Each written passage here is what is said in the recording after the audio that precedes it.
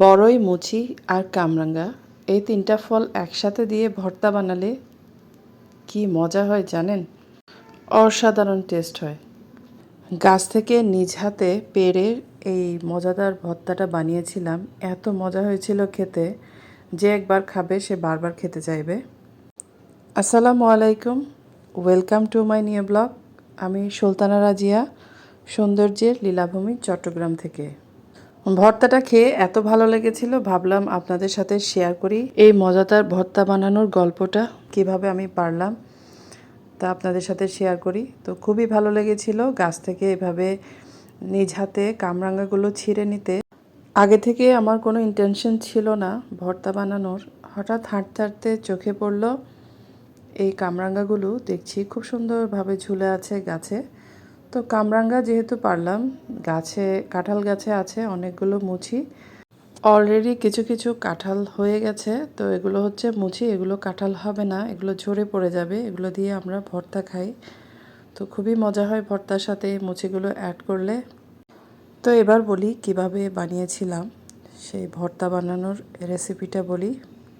তো একসাথে অনেকগুলো কাঁচামরিচ, বড়ই, মুচি, কামরাঙ্গা আর সাথে নিয়েছিলাম তেঁতুল, বিট লবণ, চিনি আর সামান্য লবণ।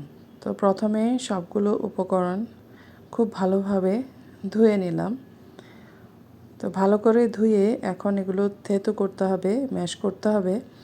কিন্তু আমার কাছে উপরে কোনো শিলপাটা নেই, যেহেতু পাকঘর অনেক দূরে, আপনারা জানেন। কোনো কিছু হুটহাট করে অ্যারেঞ্জ করা থাকে না আমার, সব কিছু এলোমেলো। তো বুদ্ধি থাকলে সবই হয়। তো পাশেই ছিল আমার কাটিং বোর্ড, আমার কাছেই ছিল আমার রুমে। তো কাটিং বোর্ডটা শিল বানিয়ে নিলাম, শিলপাটা। তো শিলটা পাকঘর থেকে এনেছিলাম, এখানে তেঁতুলটা ভিজিয়ে রেখেছি। এখন সবগুলো বড়ই শিল দিয়ে আস্তে আস্তে আমি থেতো করে নিচ্ছি। তো খুবই সহজে হয়ে গেছে। এটা কিন্তু অনেক স্ট্রং বোর্ডগুলো। তো ভালো করে সবগুলো এক এক করে ম্যাশ করে নিয়েছি।